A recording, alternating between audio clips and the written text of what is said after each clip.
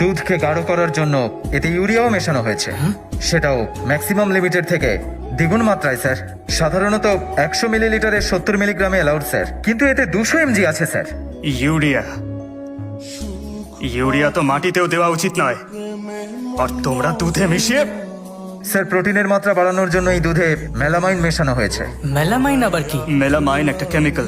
যখন 1 লিটার দুধে জল মিশিয়ে সেটাকে 4 লিটার করে, তখন দুধের প্রোটিন লেভেলও কমে যায়। স্যার, দুধকে বহুদিন ধরে প্রিজার্ভ করবার জন্য ফরমালিন মেশানো হয়েছে। স্যার, সত্যি বলতে এটা দুধ নয়, স্লো পয়জন। তুমি জানো ফরমালিন ঠিক কি কাজে লাগে? মৃতদেহ সংরক্ষণ করতে কাজে লাগে।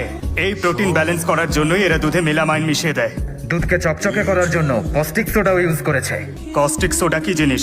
উত্তর দাও। কি রে, দুধের মধ্যে সোডা মিশিয়েছিস? তুই কি মাতালদের দুধ খাওয়াবি নাকি? টয়লেট পরিষ্কার আর জামা কাপড় কাচার কাজে লাগে, আর তোমরা ফেনা বাড়ানোর জন্য সেটা দুধে মেশাও, তাই না? টি স্যাম্পেল এনে চেক করি, তখন দেখা যায় সেই চা পাতায় আফিম মেশানো। কিন্তু চায়ে মেশানোর জন্য আফিম এলো কোথা থেকে?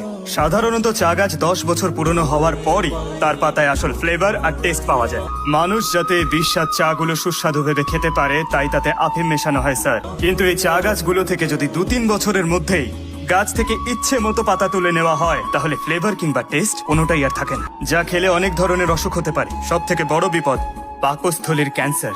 কিন্তু ওর পোল্ট্রি ফার্মে বড় হওয়া মুরগিদের কলেস্টিন নামক অ্যান্টিবায়োটিক ইনজেকশন দেওয়া হয়, ফলে মাত্র 48 দিনেই মুরগির ওজন অনেক বেড়ে যায়।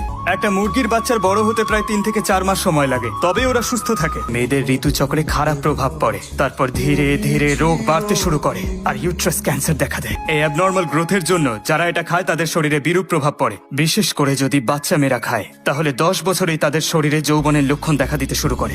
সবাই জানে বেশি তেল আমাদের শরীরের ক্ষতি করে। রিসাইকেলড অয়েল, এই বাজে তেলটা কেউ যদি 50 বারও ব্যবহার করে তবুও তার রং বদলায় না, সব সময় ব্র্যান্ড নিউ মনে হয়। কিন্তু যারা ওর কোম্পানির তেল খায় তাদের আয়ু আরো কমে যায়, কারণ ওর কোম্পানির তেল একেবারেই রিফাইন নয়। আর তার কারণ হলো এতে টার মেশানো হয় স্যার।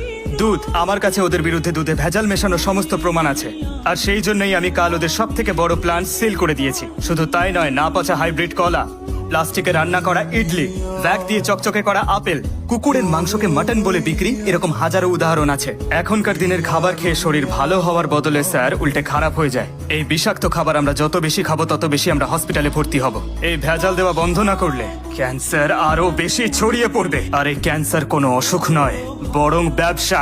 তাই আমি সব জায়গা সিল করে দিয়েছি।